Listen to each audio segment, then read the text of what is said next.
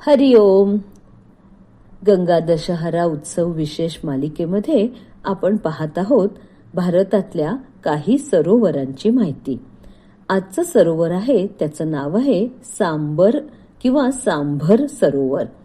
हे सरोवर राजस्थान मध्ये आहे आणि भारतातलं सर्वात मोठं खाऱ्या पाण्याचं हे सरोवर आहे. जयपूर पासून साधारण 96 किलोमीटर आणि अजमेर पासून साधारण 64 किलोमीटर अंतरावर हे सरोवर वसलेलं आहे. असं म्हटलं जातं की या सरोवराला पाण्याची फारशी आवक नाही आणि जावकही नाही.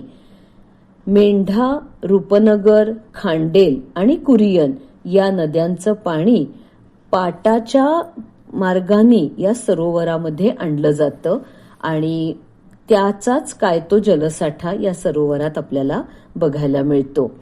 नागौर आणि जयपूर जिल्ह्यात हे पसरलेलं सरोवर अजमेरची सीमा याला अगदी लागूनच आहे आणि सरोवराभोवती अनेक छोटी छोटी गावं सुद्धा वसलेली आहेत.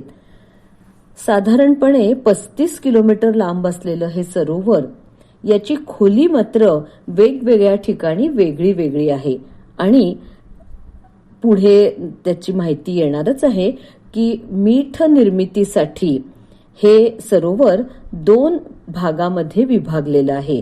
म्हणजे निर्मितीसाठी जे जे काही आवश्यक आहे त्यानुसार याची सगळी रचना केलेली आहे. सांबरी मीठ म्हणजेच सांबर सरोवर, खाऱ्या पाण्यातून काढलेलं मीठ असं हे आपल्या भारतातलं एक प्रमुख उत्पादन आणि हजारो वर्ष मिठासाठी हे सरोवर प्रसिद्ध आहे. भूशास्त्रीय सर्वेक्षण विभागानं याच्या निर्मितीचा शोध लावण्याचा कसून प्रयत्न केलेला आहे आणि या सरोवरामध्ये सुभाजा आणि पट्टिताश्म खडकांचा अंश आढळतो. अरवली पर्वत जवळच आहे त्यामुळे पावसाळ्यामध्ये खडक पदार्थांचं इथं संचयन होत असतं. इथलं वार्षिक तापमान उन्हाळ्यामध्ये 40 डिग्रीच्या वर आणि हिवाळ्यात 11 डिग्री पर्यंत उतरतं. उन्हाळ्यात हे सरोवर अक्षरशः कोरडं पडतं. सभोवतालची वालुकाश्म जमीन आपल्या नजरेला पडते आणि हे जे सगळं काही दृश्य आहे हे अतिशय सुंदर असं दिसतं. दक्षिणेकडे वालुकाश्म कटकावरून जर पाहिलं तर मिठाच्या कणांमुळे सरोवर बर्फाच्छादित पृष्ठभागाप्रमाणे चकाकणारं दिसतं. त्यात पाण्याची डबकी आणि अरुंद अशा वाटा सुद्धा नजरेला पडतात. इथलं जे मीठ आहे तर त्याची निर्मिती ही बाष्पीभवन प्रक्रियेनं केली जाते आणि सुरुवातीला सांगितलं त्याप्रमाणे मीठ उत्पादनासाठी सगळी आधुनिक पद्धती वापरलेली आहे आणि आवश्यक ती रचना सुद्धा केलेली आहे. इथल्या मिठामध्ये पोटॅशियमचं प्रमाण मात्र कमी आहे. पूर्वीच्या काळी इथल्या मीठ निर्मितीचे उत्पादनाचे जे अधिकार होते ते अर्थातच स्थानिक राजपुतांकडे होते. त्याच्यानंतर मोगलांकडे गेले, मग पुढे ब्रिटिशांकडे आणि आता सांभर सॉल्ट कंपनी त्यांनी या उत्पादनाचे अधिकार आपल्याकडे घेतलेले आहेत. उत्तर आशियातून या सरोवरामध्ये हिवाळ्यामध्ये फ्लेमिंगो आणि इतर पक्षी स्थलांतरित होऊन येत असतात. या सरोवराच्या परिसरामध्ये नीलगाई आणि हरणं सुद्धा आढळतात. हा परिसर रामसर परिसर म्हणून घोषित केलेला आहे आणि सरोवरातील वैशिष्ट्यपूर्ण शैवाल आणि सूक्ष्म जंतूंमुळे इथल्या पाण्याला एक विशिष्ट परंतु सुंदर असा रंग येतो. आग्नेय किनाऱ्यावर सांभर या नावाचं जुनं नगर अजूनही वसलेलं आहे. या शहराचं प्राचीन नाव शाकंभरी असं होतं. ऐतिहासिक नोंदीनुसार 8व्या शतकाच्या मध्यामध्ये चौहान राजपूत गंगेच्या खोऱ्यातून या राजपुताण्या भागामध्ये आले आणि त्यांनी इथं आपली पहिली राजधानी वसवली जिचं नाव सांभर.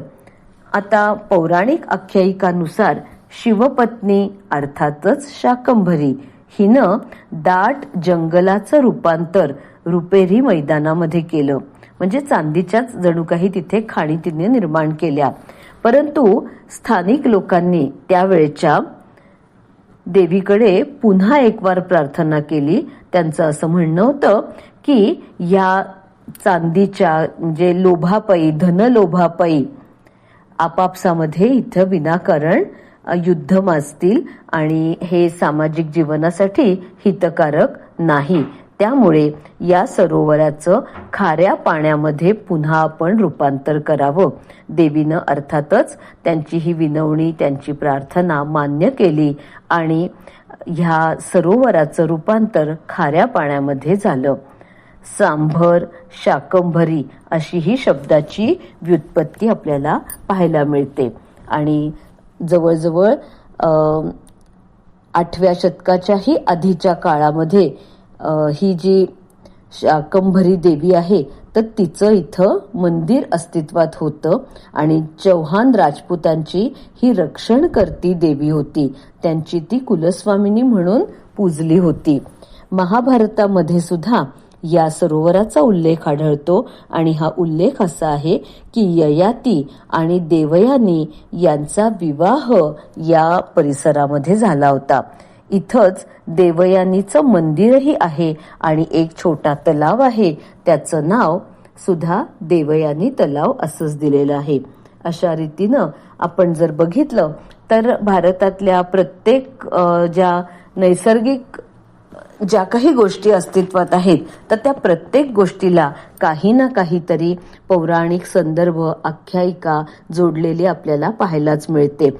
जरी आपण असं म्हटलं की ह्या आख्यायिका सगळ्या कपोकल्पित आहेत तरी सुद्धा त्या रचणाऱ्याच्या बुद्धीचं नक्कीच कौतुक करायला पाहिजे ना, की सगळं बरोबर म्हणजे सगळे संदर्भ अगदी पद्धतशीरपणे एकमेकांच्यात गुंफून या आख्यायिका तयार केल्यात आणि आपल्यासाठी आपण या काळामध्ये या सगळ्या आख्यायिका, कथा, ऐतिहासिक नोंदी याचा एक प्रमुख संदर्भ नक्कीच ध्यानात घेऊ शकतो. तो म्हणजे प्रत्येक पृथ्वीवरचं ह्या सगळ्या गोष्टी किंवा काही म्हणजे जे काही निसर्गात दिसणारे सगळे काही ह्या अस्तित्वात असणाऱ्या जलाशय असतील, डोंगर असतील, झाडं असतील, या सगळ्याचं कुठेतरी संबंध हा भगवंताशी म्हणजे शक्ती, परमेश्वरी किंवा देव, भगवंत, भगवान यांच्याशी जोडलेला आपल्याला पाहायलाच मिळतो.